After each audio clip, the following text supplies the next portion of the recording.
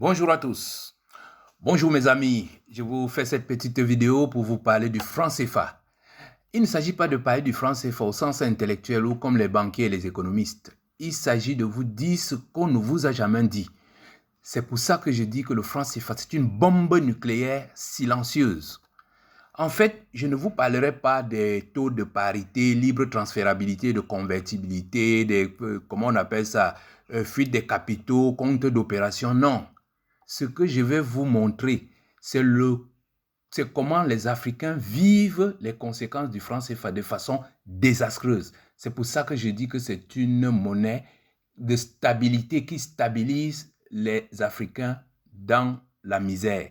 Et je vais vous donner plusieurs exemples comme les insultes, l'humiliation, l'espionnage et surtout le terrorisme que cette monnaie permet à la France de pratiquer dans nos pays. Quand on parle de terrorisme, c'est toutes sortes de terrorisme. Terrorisme financier, militaire, tout ce que vous voulez.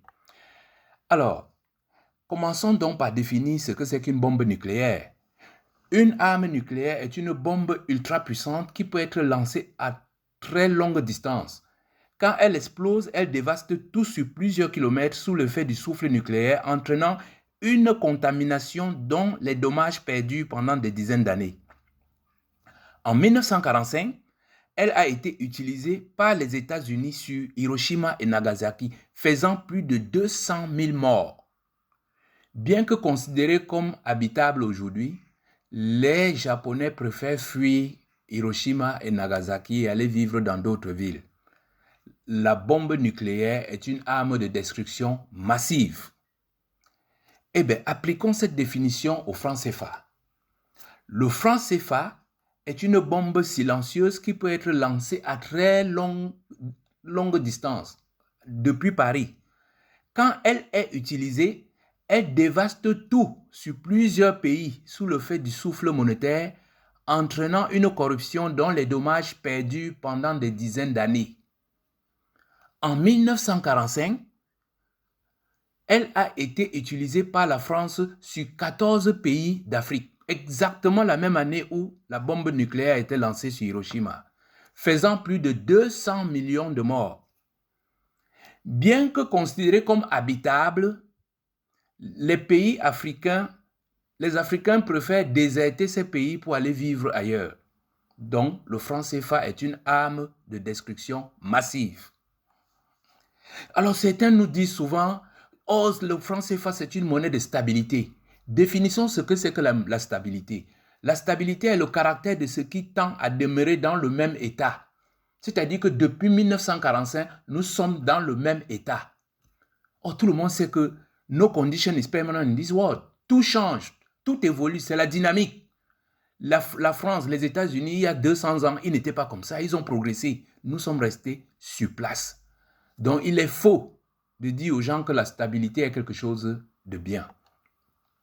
La conséquence de cela est très simple. Si vous cherchez les pays les plus riches, mais où les citoyens sont les plus misérables, voilà la carte. Ce sont les pays à franc CFA. On les appelle d'ailleurs les PPTE, pays pauvres très endettés. Si vous cherchez les pays où l'alcoolisme, la criminalité, la prostitution, la drogue font des ravages, vous verrez en tête les pays à franc CFA. Si vous cherchez les pays qui constituent un enfer, au point où les jeunes préfèrent fuir et aller mourir dans le désert, dans la Méditerranée, vous verrez encore les pays à franc CFA. Si vous cherchez les pays où les dirigeants sont des mendiants itinérants, ils font le tour du monde pour commander les bûchettes d'allumettes, ce sont les pays à franc CFA. Et enfin, si vous cherchez aujourd'hui, si vous prenez une carte du monde, vous regardez les foyers de terrorisme, vous voyez que les principaux foyers de terrorisme, ce sont les pays du Golfe de Guinée, les pays à franc CFA. Mes amis, cette monnaie nous fait énormément de mal. Mais avant d'aller plus loin, qu'est-ce que c'est que la monnaie? La monnaie est un instrument de mesure de valeur, un instrument de conservation de la valeur et de la balance commerciale. C'est un instrument de souveraineté, c'est un instrument légal d'échange des biens, c'est un instrument légal d'existence. C'est-à-dire que la monnaie que vous voyez là, c'est une identification. Quand vous dites à quelqu'un dollar, vous pensez tout de suite aux Américains. Si vous dites à quelqu'un yuan, vous pensez tout de suite aux Chinois. Si vous dites à quelqu'un yen, vous pensez tout de suite aux Japonais. Si vous dites à quelqu'un franc, on pense tout de suite à la France.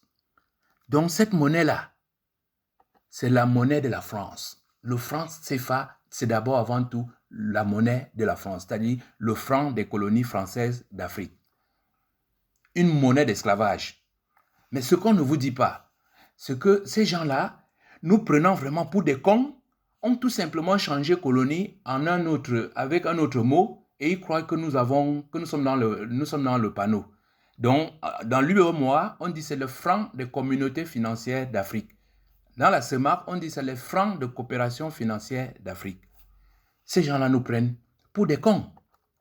Autrement dit, si on s'en tient à ce que disent les dirigeants africains et les Français, Michael Jackson, ce beau monsieur qui avait des cheveux bouclés, nez épaté, ce beau noir, a beau changer de couleur, de peau, il reste mal. Nous savons qu'il reste Michael Jackson, le king of pop. Mais ces gens-là veulent nous faire croire que c'était une personne différente. Non, le franc CFA reste une monnaie de l'esclavage. Puisqu'ils nous disent qu'il suffit de changer le mot colonie par un autre mot et commençant par C pour que le tout soit joué, d'accord, allons-y. Pour nous, c'est le franc des cauchemars, le franc des condescendances, le franc des crétins, le franc des conneries, le franc des corrompus et le franc des craintifs français d'Afrique. Voilà ce que nous pensons. Moi, je retiendrai plutôt le franc des conneries françaises d'Afrique. Allons maintenant en détail pour voir ce qu'on ne vous dit pas sur cette monnaie. C'est-à-dire le franc CFA nous empêche de faire ce qu'on appelle la conservation des valeurs. C'est-à-dire, quand vous avez une petite activité, vous avez une petite caisse à la maison. Chaque fois que vous avez un bénéfice, vous mettez dans cette caisse-là. Or, avec le franc CFA, nos pays n'ont pas de banque centrale. Ils n'ont pas cette caisse. Tout ce que nous produisons, notre sueur, notre sang, notre travail, nos services, tout ça est pompé intégralement par la France. Deuxième chose qu'on ne vous dit pas, c'est que cette monnaie est une monnaie de l'insulte, de l'humiliation. Si vous prenez le franc CFA, je vous dis, vous allez dans n'importe quel pays, les gens ne connaissent même pas cette monnaie. Et même en France où on la connaît, on ne vous l'apprend pas. Et quand les gens apprennent ce que c'est que cette monnaie, ils disent, mais c'est pas possible. Ces gens-là, ils sont des petits, ils nous prennent pour des petits, des incapables, des jouisseurs, des délinquants, des paresseux, des gens pas sérieux du tout. Bref, ils nous prennent pour des couilles molles. Autre chose qu'on ne vous dit pas, c'est que le franc CFA, c'est la monnaie des dirigeants africains, mais contre leur peuple. C'est-à-dire, ces dirigeants africains, quand ils sont en Europe, ils s'achètent tous les logements qu'ils peuvent. Ils scolarisent leurs enfants dans les écoles les plus chères, ils font leurs courses sur les Champs-Élysées, et quand ils sont en Europe, champagne, drogue, pute à volonté pour eux. Pendant que nous, le peuple, beaucoup d'Africains n'ont jamais vu le franc CFA. Et je vous dis, 98% des populations dans ces pays n'ont pas de compte bancaire. Et beaucoup n'ont jamais reçu d'ailleurs ce qu'on appelle un financement de la banque. Et chose la plus spectaculaire, ces pays n'ont aucune infrastructure sur tous les plans. Donc le franc CFA, c'est une monnaie de la méchanceté. Autre chose qu'on ne vous dit pas, c'est que le franc CFA reste une monnaie du maître contre l'esclave africain. Qu'est-ce que je veux par là dire? Je vous ai mis deux images là. Les Français en Afrique en 1918 et les mêmes Français en Afrique en 2018. Il n'y a pas de changement. Ces messieurs chantent comme des coqs dans nos pays.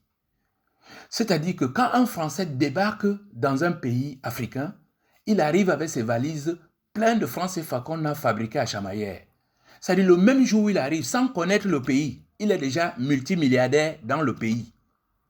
On lui cherche les meilleurs hôtels, les meilleurs restaurants, et il y a tout un tas de petits Camerounais, Ivoiriens, Maliens qui courent autour de lui pour lui trouver des petits garçons de 12 ans, ou des petites filles et des petits garçons de 12 ans, 13 ans, pour assouvir les besoins du maître. À la fin, conséquence, les riches, les plus riches dans les pays francophones d'Afrique ne sont pas les nationaux. Si vous allez dans n'importe quel pays du monde, le plus riche du pays est un national, sauf dans les pays à franc CFA. Voilà ce qu'on ne vous dit pas. Autre chose qu'on ne vous dit pas, c'est que le franc CFA est une puissante arme d'espionnage. Mes amis, il ne se passe pas une seule activité économique dans un pays à franc CFA sans que la France ne soit au courant. Tous les projets, la France est au courant à la minute. Elle peut les faire foirer quand elle veut. Et d'ailleurs, tous les bons plans pour nos pays, tous les bons projets pour nos pays ont été foirés, et notamment au Cameroun. Mais ce n'est pas ça qui est le plus grave.